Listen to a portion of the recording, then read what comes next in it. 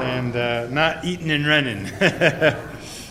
So, this afternoon, we just kind of wanted to just give you a brief update. You know, as a partnering church, we know you guys support us and pray for us and care for us. And we just wanted to come and kind of give you a brief synopsis of what we do. And that way you can even pray more intelligently. You can think, about Steve and Beth as we're flying through the air somewhere, traveling somewhere. But anyway, as you see here, this is our prayer card, and that's what we do. We care for missionaries. I guess I can look at it right here, can't we? We care for missionaries serving in Africa and Europe. We come alongside of them. We help them from the very get-go. So when they join Baptist Missions, we're a part of making sure that they get the proper training that they need, making sure that they have the resources that they need, making sure that they look into the proper language school that they're going to need to go to be well trained in the language, and then adjustment to the field, transitions, adjustment to a team of missionaries that may be on the field. And so, believe it or not, you'll see in the pictures in just a minute, we were just recently, Beth and I, together in France, where we paid a visit to the Dunlops, which I think you guys support, right? Yeah. And I'm happy to tell you as a church that Michael and Jessica are doing very, very well. They've found a nice apartment. They've already started language school. They are making very good progress. They're very driven in their desire to learn the language.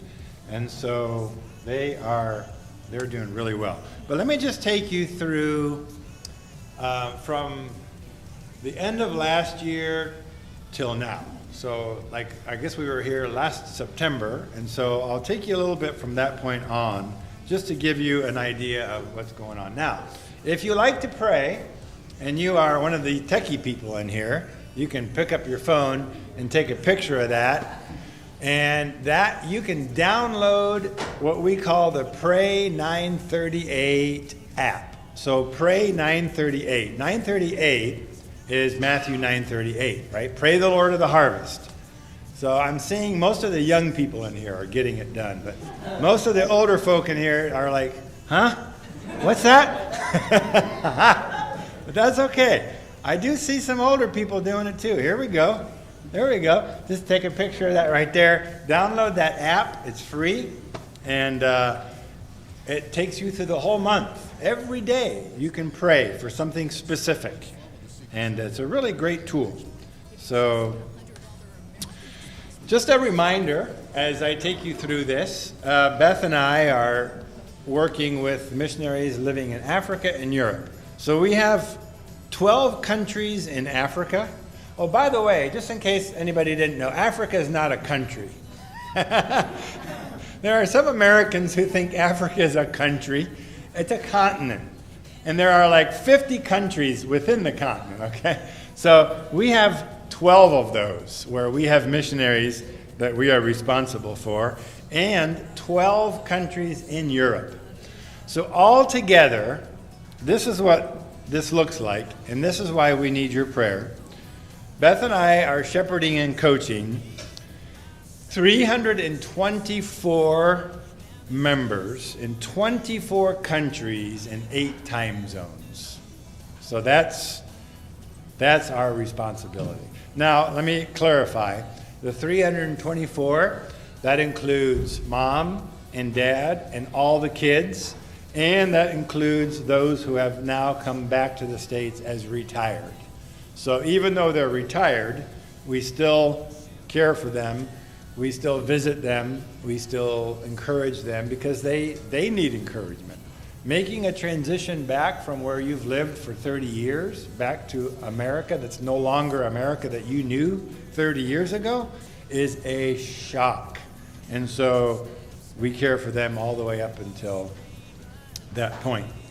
So in October of last year, Beth and I were in Iowa at Faith Baptist Bible College I had the great honor of being the keynote speaker for their Global Reach Missions Conference, which is a week long.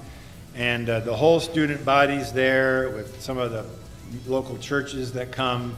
And it was a really great opportunity to just really challenge the kids in regard to missions. And so out of that, we have several who are very interested in pursuing missions. And so that was back in October. That was a great honor. This young lady here is one of our MKs from South Africa. And you can see here, there's a bunch of guys from other countries, India and Africa, that we were able to have a dress-up night and wear local clothing from the various countries. So that was in October. In November, Beth and I were down in Texas at a mental health and missions conference. Now, this was not something we spoke at. This was something where we went to get some training. And it talks a whole week long about how we as member care people can better help care for the struggles that missionaries are facing. And missionaries face a multitude of challenges that oftentimes we don't hear. And so it was a great training conference. It was a great time of learning and networking, getting to know other people that are kind of in the member care realm. And so that was a great time of learning. In December, we were off to Cameroon. The first time we had been back to Cameroon in I think 3 or 4 years because of COVID. We have one missionary couple there. Their names are Brian and Heather and their daughter Phoebe. And we were able to visit our church and some of the men that we had discipled and are now pastors, like Pastor Jean David here was one of our disciples. And this is the church building that we were able to help build before we left, which is now in the hands of Pastor Emile and his family. And it was a great joy to be back in that church and with the people, many of them that we had baptized and married, and their kids now are having kids, and so it was a great time of ministry. This is Pastor Mbide Joseph. This is the guy that you saw in there that was thrown out of his home for being baptized. This is him now, and he's still faithfully walking with the Lord, and we were able to spend some time with him there. It was really wonderful. So that was December. Next month, January, I was off to Mozambique. And if you know anything about that country, it is like on the southern end of Africa. So I had to fly what I call the coffin flight, which is from Atlanta to Johannesburg, which is a 17-hour flight in the same plane, no stops. And I can attest to the fact that at the end of that flight, at about the 14, 15-hour mark, people start to get weird. I don't know if it's being that far up in the air, if it's being confined, or what it is, but they start acting weird. And so when we landed and we're off that plane, I was very thankful. But I went there to visit Joel and Joni Troyster, the ones that you see there, who have just retired. They've just come back off the field, but we have another couple that just landed there about 2 years ago. And I went to see them and just visit them, see how they were doing. This is Junior and Abigail and their son Jude. And they're doing well, but they're trying to learn the language and trying to struggle through all the requests that come from people who are poor and are in poverty and are constantly coming to them for help, and trying to sort through all that can be really overwhelming for new missionaries. So it was a joy to be able to be there, see them, and visit with them. From Mozambique, I popped over to Zambia, where we have a couple of missionary families there, and I was able to visit with John and Clorinda, his wife. Unfortunately, his wife and all their boys, They have 4 boys. All 4 of them got sick like the day I got there. And so they stayed at home, and John and I spent time going out to the village, to his church, and it was a really neat time. They have a very rural ministry, and this is their church building right here that they've built, Pachiambi Baptist Church. John is in the process of planting this church, working with the leaders there. You can see here the ladies all sit on the right side of the building. The men sit on the left. The men have made nice wicker chairs for themselves, but the ladies sit on the ground. That is the result of it being a very male-dominated society.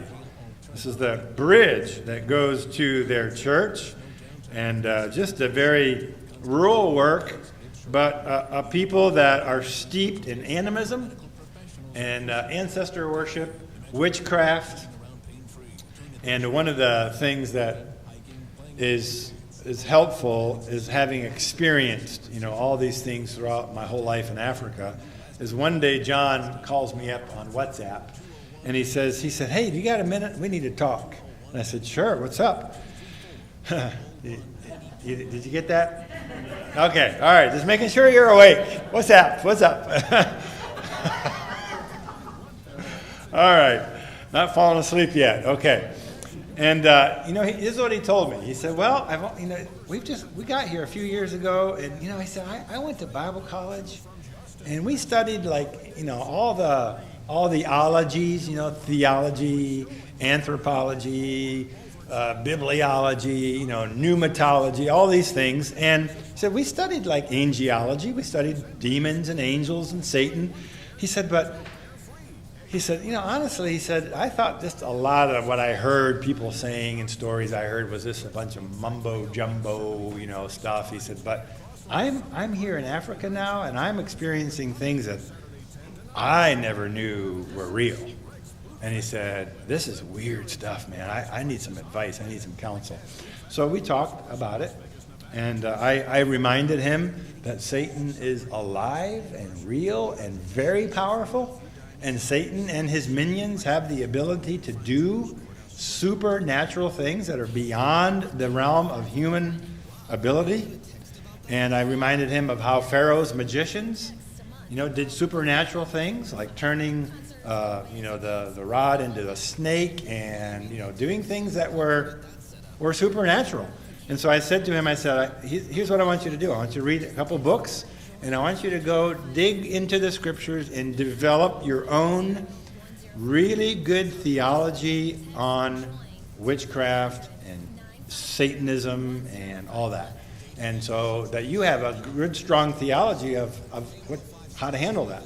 So those are just some of the things that we have to deal with and helping our missionaries. This is John. And this is the man that he's training to be maybe the next pastor of this church. Now, this is also in Zambia, the same town, but a different ministry, a different work. This is Harrison Banda. He's actually a Zambian who's become an American, but now is married to an American lady. They have 3 kids, and this is the church building that they are currently building.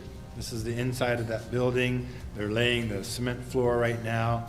But they've got quite a ministry going there in regards to church planting, discipleship, evangelism. And this is just a picture of Beth and myself at a gate in the airport. So I took a couple of pictures, just throw them in here just to show you that traveling is not all as romantic as some people think it is.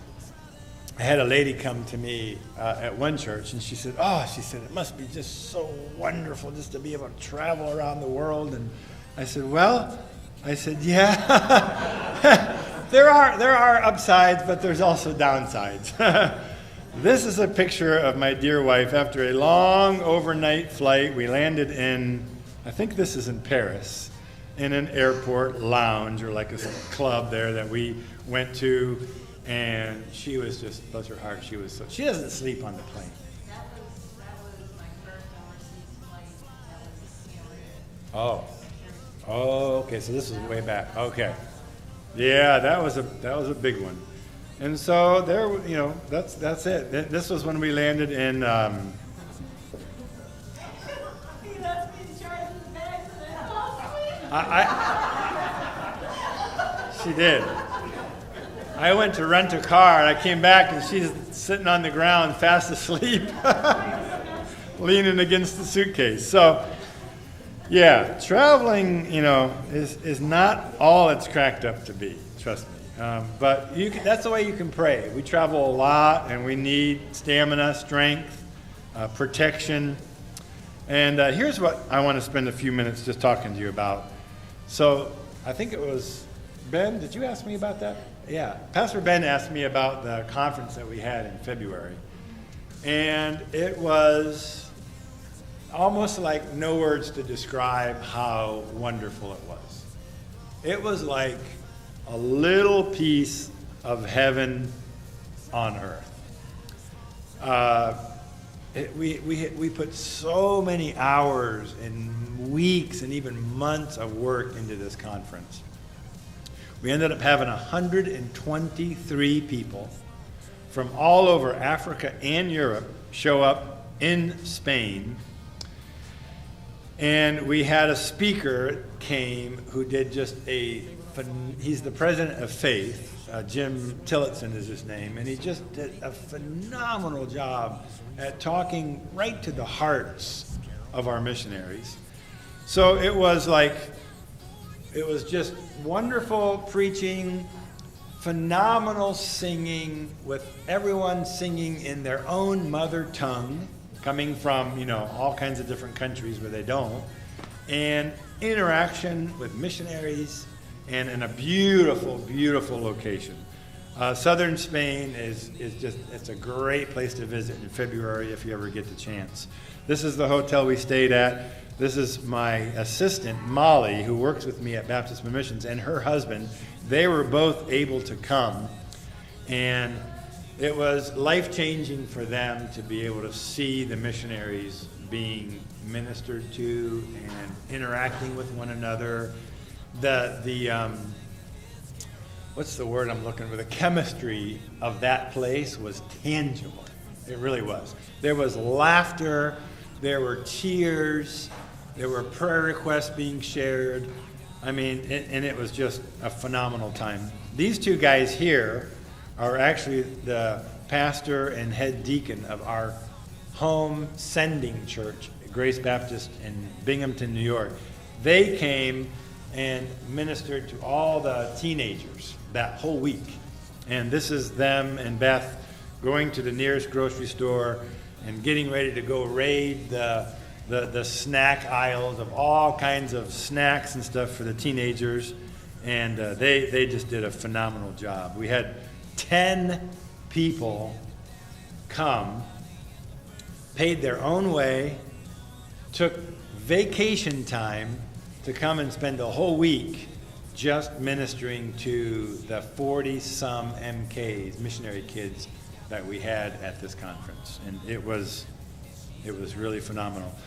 The worship, what Beth sang, and this is John Whitman, a missionary from Italy. We had a violinist and a pianist, and the tears coming down people's cheeks as they all sang together, worshiping our great God in their mother tongue of English, was just beautiful.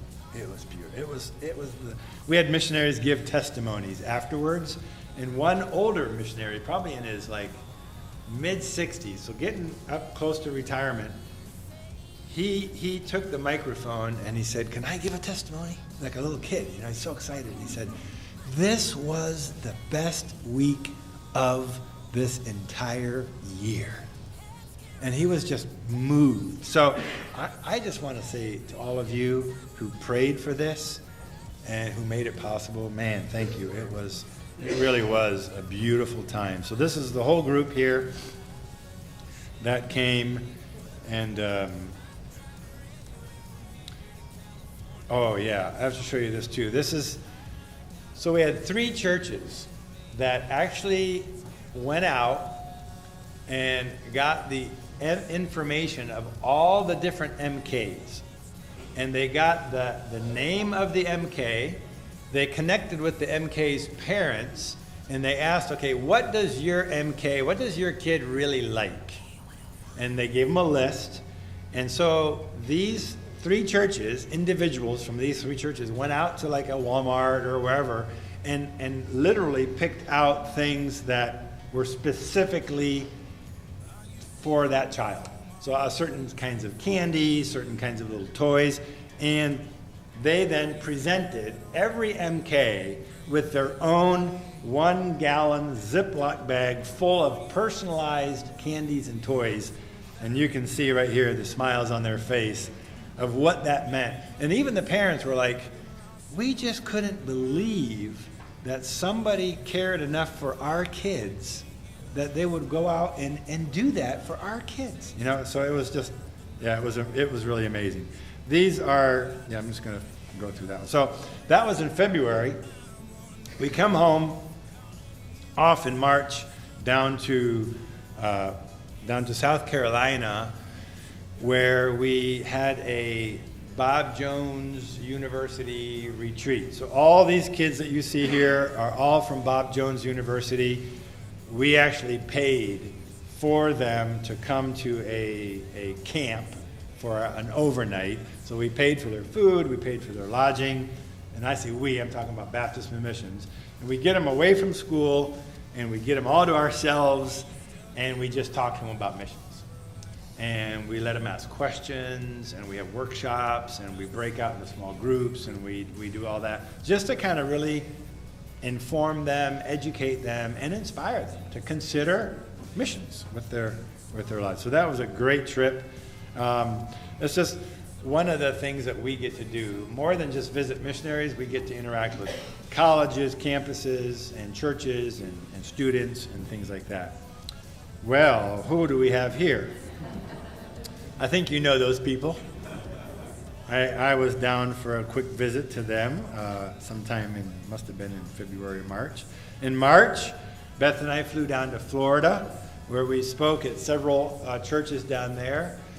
And we went to a place called Maranatha Baptist Village. And it is a retirement village for missionaries. And so, as I said, you know, these, I think there's another picture here too. Yeah, these are missionaries that were at one time very active in missionary work around the world. And now they're retired. Now they're, they're old, getting older, and they're in their homes pretty much all day long, and they're in pain, and they're on medicines, and their daily routines are going to the doctor and coming back. And so just to show up and to say hi and visit them is part of the joy that we have to honor them in their ministry. So that was in March. We got to visit our little guys. This is our son, our son-in-law and daughter, Alyssa, and her 3 little ones, Weston, Rowan, Ella, and Rayla Grace. In March, off to Germany for a visit to these couples, Caleb and Missy Metzger, first termers, Luke and Bethany Snell. They're from just right up here in Cleveland, Ohio. Mark and Leslie Boyd and Crystal Bagel and Russ and Bianca McCrocklin, also first termers. So we went out to really just spend some time with those 2 couples, the Metzgers and the McCrocklins mostly, to see how they were doing and adjusting. And thankfully, they all seemed to be doing fairly well, but that was part of the March was ministry to them. This is Russ and Bianca and their 2 girls, 3 girls actually now. But that was a trip to Germany. This is the Metzger family, and they are home currently on furlough in Indiana, but we went to visit them in England in April. So we flew to England to visit the Galbraiths and the Galbraiths, the mom and dad and son and daughter-in-law, and Ken and Don Houghton and Jean Sen. They're all missionaries in England. And some of them are getting ready to launch off into Edinburgh, Scotland to start a new church. So we were there to see how that's going to go. Ken and Dawn are retired missionaries now, but they're retired living in England.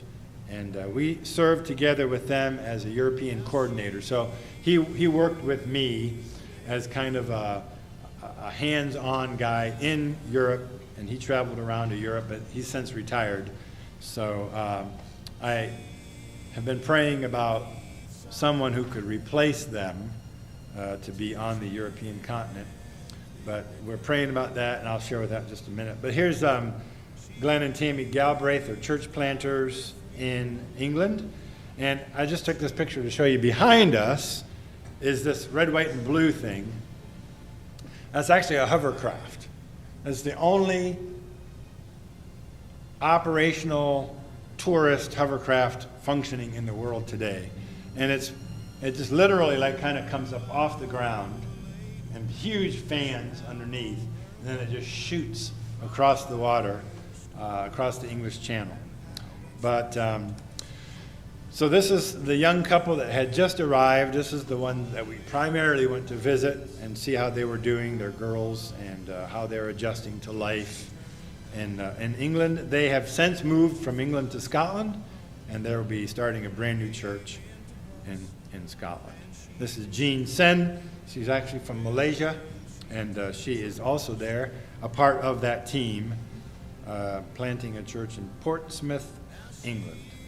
After England, we hopped over to Netherlands, and we went to visit Daniel and Heather Boyd, who we twisted their arms, and they agreed to become the European coordinators with us. So they're church planting in a little town called Bern op Zoom, and they also now will be serving with us as the European coordinators. So basically that just means that as they live in Holland, if there's something that I'm aware of and I need somebody to be quickly dispatched to maybe say Romania or Slovakia or somewhere where we have some missionaries, and he can get there much faster and much cheaper than I can, then I'll talk to Daniel, and Daniel will be my hands and legs and feet to go do that for us, Daniel and Heather. So that was a joy to have them join our team and help us with the ministry in England. He's a coffee connoisseur, and so he made Beth a very nice pistachio latte, which was pretty incredible.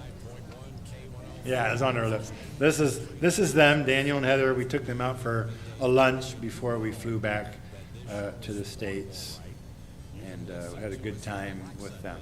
In May, we met a couple that is part of our support network in Cleveland, Ohio, and also part of our ministries is speaking in churches like this. So Salem Bible, First Baptist Church. This church happened to be in Great Valley, New York. So that's when we're over there by Salamanca and Olean area. So that's one of our supporting churches. So we go and we present the ministry, give them updates so they can pray for us and things like that. So along with all the international travel, our travels to Bible colleges to speak and hold retreats, to churches to speak and represent Baptist missions. In June, Beth and I were down, where was this? On Michigan. Yeah, we were in Michigan for a conference called SYIS. That stands for Sharpening Your Interpersonal Skills. And this was not one we presented at, this is one where we absorbed. So one of the goals that Beth and I have is at least twice a year is to get to a conference or a retreat or somewhere where we can absorb, where we can kind of try to fill up ourselves so that we have something fresh to help our missionaries with and to give. And this was it's a great time of connecting with other missionaries, some of them from all kinds of different agencies, but all people who have a passion for missions and have a passion for helping people. So that was in June. In July was a very busy month because July is our month where all the new candidates come to Cleveland, Ohio.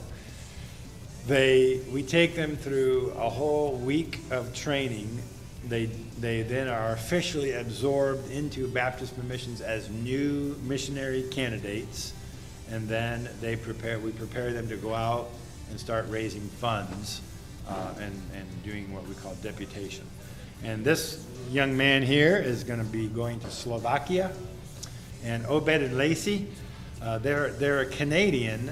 Obed's originally from Chad, and Obed and Lacey are actually going to be heading back to Chad as missionaries to work with orphans, and they've already got something going on over there. So it's pretty exciting to have them join BMM to go back.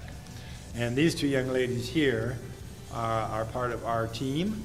They are Anna and Sarah. Anna in the blue is going to Slovakia to join the church planning team there, and Sarah Widener is going to Romania.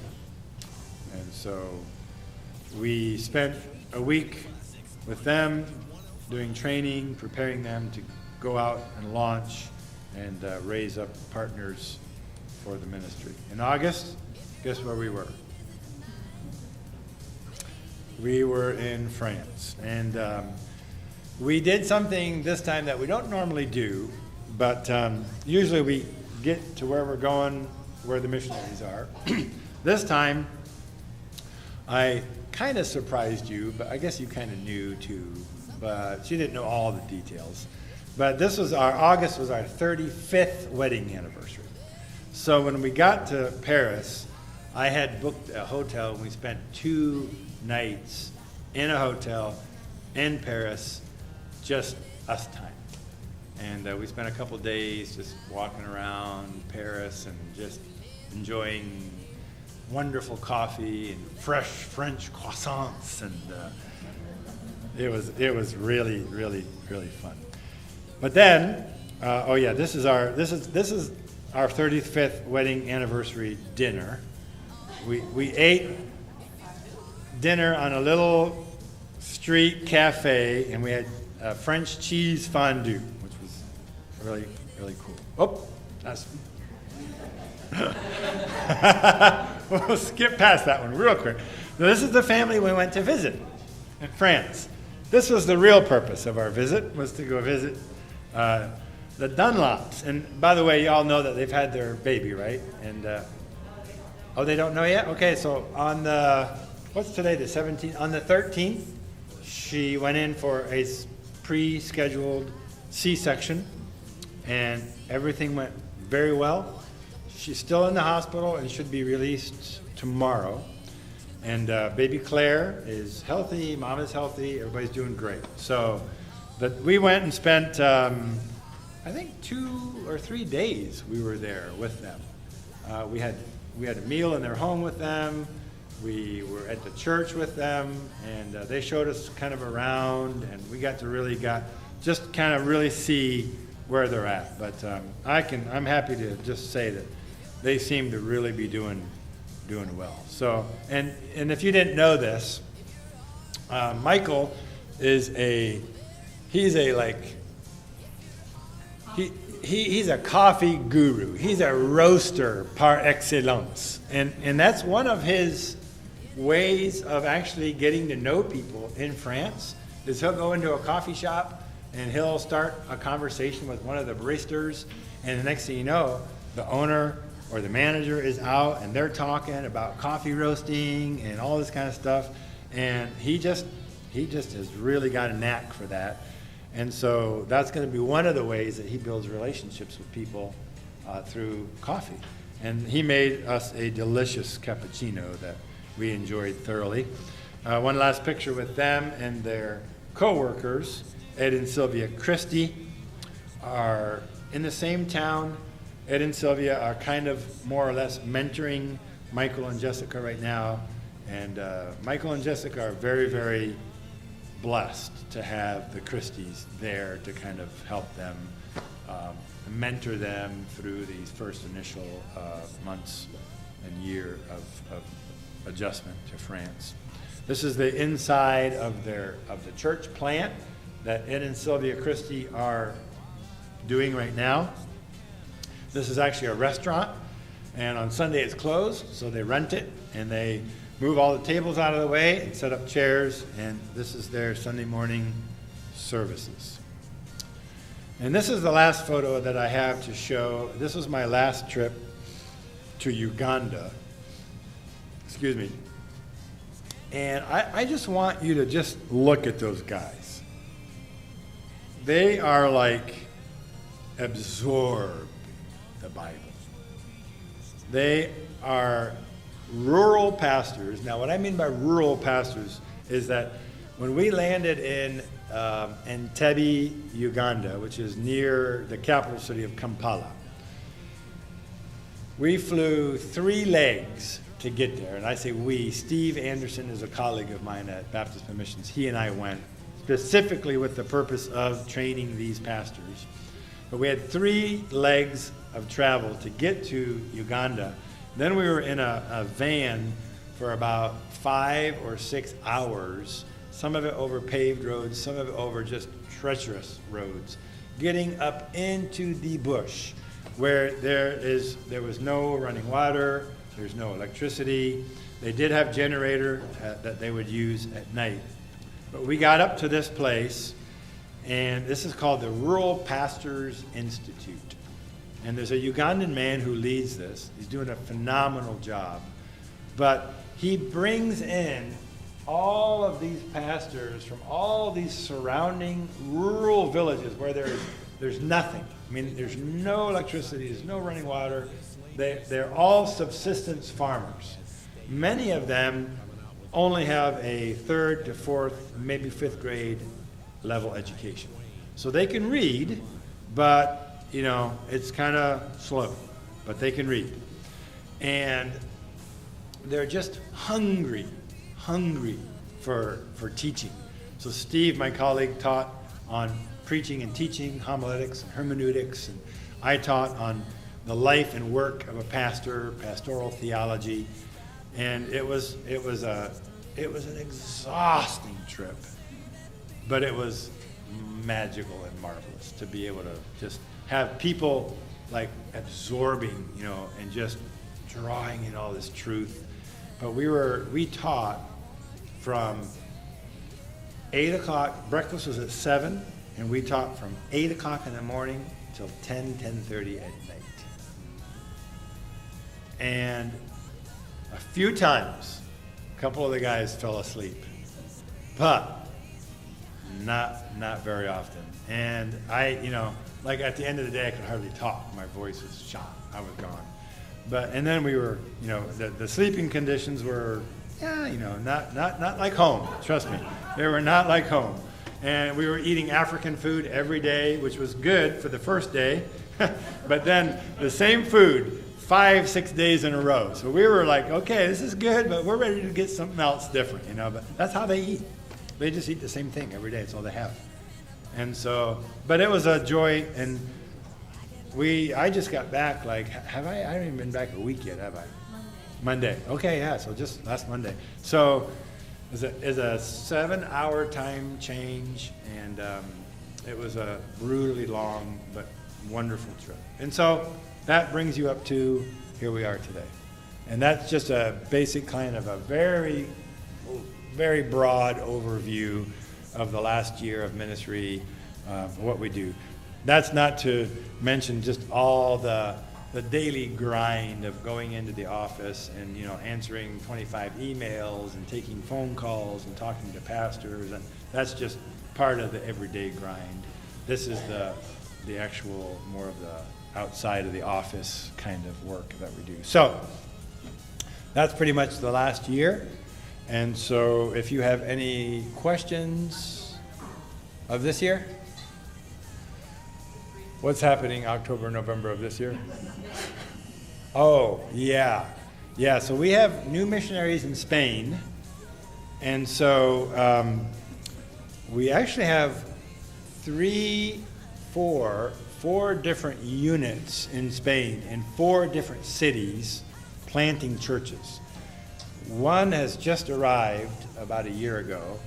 Another one just moved to a brand new city and is starting a brand new church. And then the other one is in a different city. There's two couples there. So we're going to go on a whirlwind tour of Spain. We're going to land in Madrid. We're going to go visit this first couple here first. And we're going to drive all the way up to northern Spain and go visit that couple. Then go all the way over towards Portugal and visit that couple. And then fly home. So that's in October.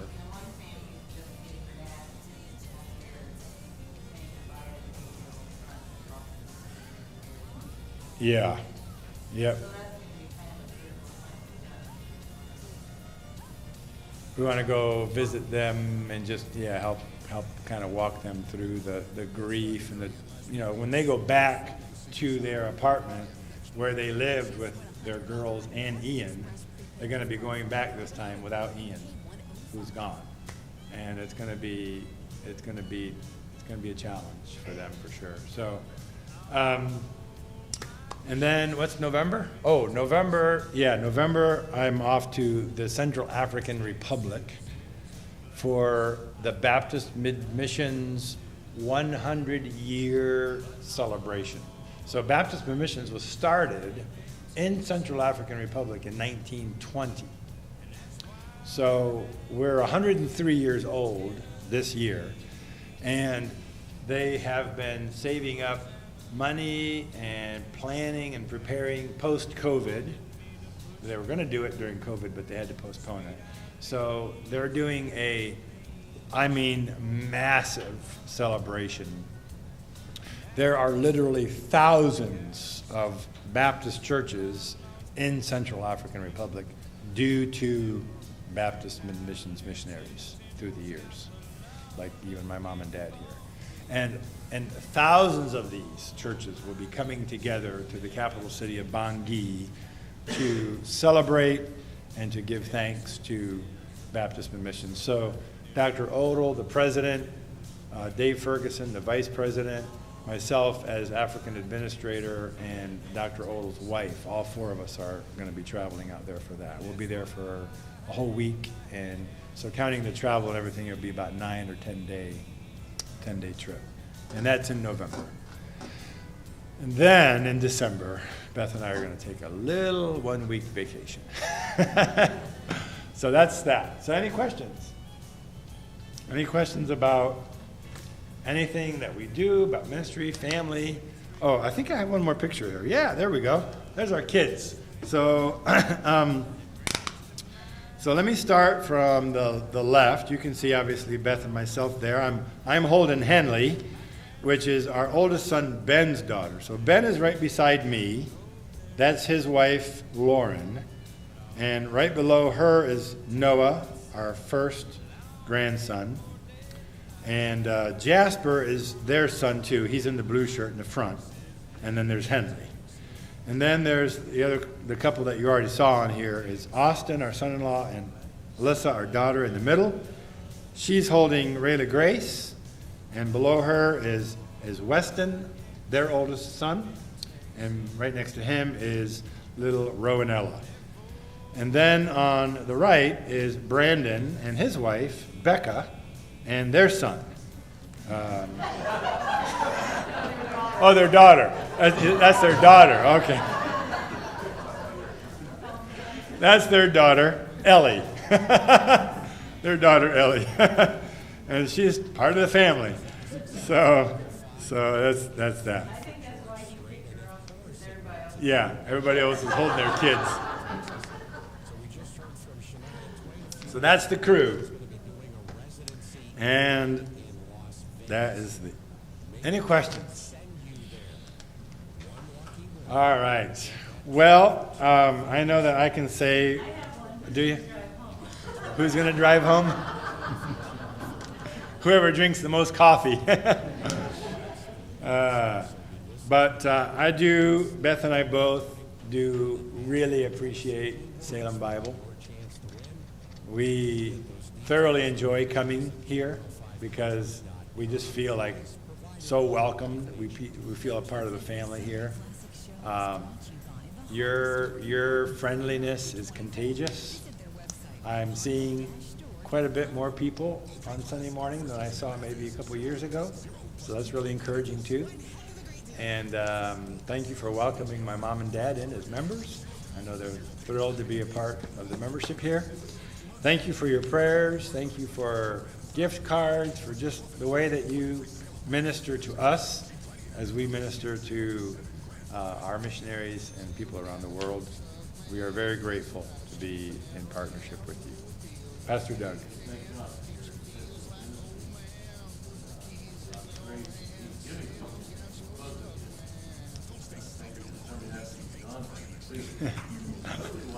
Yeah. Yeah. Yeah.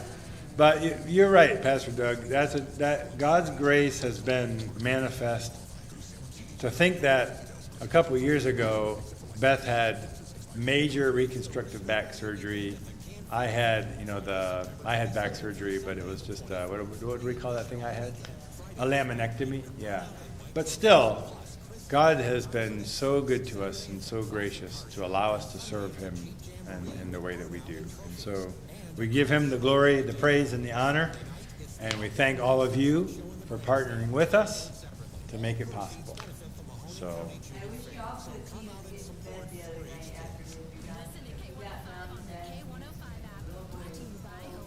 it was nice to love you, it's so nice.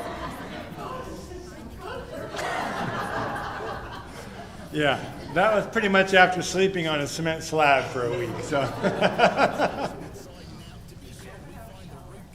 I did.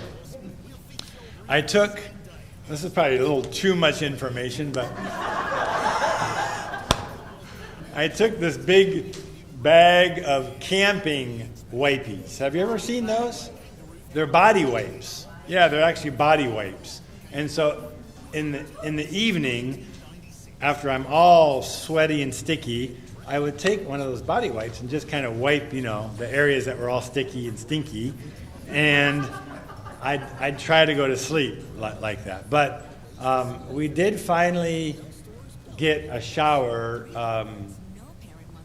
at the place that we stayed. They did have a shower that worked. And so we got a shower there. And then I think I got one the night before we left too. So yeah, I did. Yeah. It was corn flour. They take the corn, they grind it into a flour, and they mix it with hot water, and it forms like a mush, but a firm mush. So it's not like crunchy. Yeah, almost like a Play-Doh consistency. Yeah, exactly. Play-Doh. And a sauce, like a sauce with some kind of meat. Usually it was beef or goat. And so you would put that in your plate, and you would just kind of take the sauce and let the that kind of soak into the Play-Doh a little bit, and that's what we ate. And so yeah, one day we had every day we had that, but we also had, on some days, we actually had rice, which I will have to say this, it was the best rice I have ever eaten, because it was rice grown right there in Uganda, right next to the Nile River. So we were right by the Nile. In fact, we stayed near Lake Victoria, which is the source of the Nile, and that's where it all starts, and then the Nile River flows from there. And so that ground in that area is like black.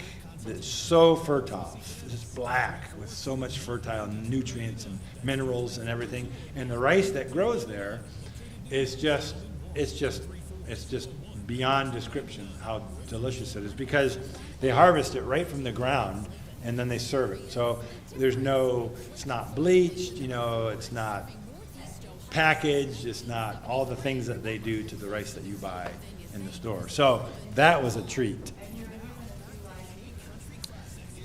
When we went out to visit some of the pastors in their villages, which was another just like 2 or 3 hours long drive in this horribly bad roads with the van just bouncing. And you know, we got out there and we visited these rural pastors where they actually live and serve. I have pictures of their little, you know, their little huts for their housing and for their church. And yeah, they gave us 2 chickens and a duck as a gift. And a duck. And we took the 2 chickens and the duck from the village back to the Rural Pastors Institute where we stayed. And we got to eat the 2 chickens during the week, and some wild dogs came during the night and got the duck. So we missed out on the duck. All right. Well, why don't I close this in a word of prayer? Is that good? I'll close this in a word of prayer. Thank you, Father, for the joy of belonging to you. Thank you for saving us, reconciling us to yourself through Jesus, and then entrusting us with the ministry of reconciliation. What a privilege, what an honor, and what a massive responsibility that we have. We are your ambassadors, and we are grateful for the opportunity that we have to represent you, your kingdom, and your nation here on this planet Earth. Father, thank you for this church. Thank you for their true commitment to your heartbeat, to missions, to sending missionaries around the world to preach the good news of the gospel. Thank you for their partnership. Thank you for their generosity and their commitment to that. I pray that you would bless them. I pray that you would encourage them. And may they just know that you are fulfilling your promises, that your word is not returning void, but it is accomplishing that which you have sent it forth to do. And so, thank you for the joy that we have to be a part of this missionary endeavor from this church. And it's been a blessing, Lord, today to be here, to serve, to fellowship together, to laugh together, and to just discuss together the things that are near and dear to your heart. We praise you, we do love you, and we thank you. In Jesus' name, amen. Why don't we sing the doxology?